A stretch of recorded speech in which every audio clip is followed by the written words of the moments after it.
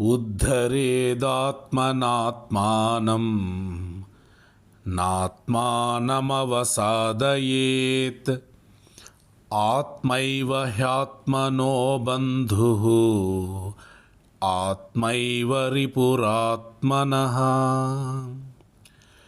ఎవరికి వారే ఆత్మోద్ధరణం చేసుకోవాలి కానీ ఆత్మపతనం చేసుకోకూడదు.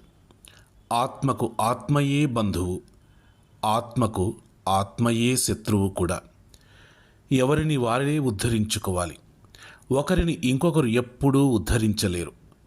ఒకరి ఆకలిని ఇంకొకరు తీర్చలేరు.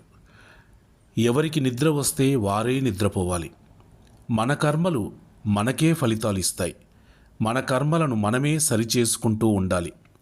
నీ మనస్సు యొక్క శక్తిచే నిన్ను నీవు ఉద్ధరించుకొనుము. అంతేకాని పతనమైపోవద్దు.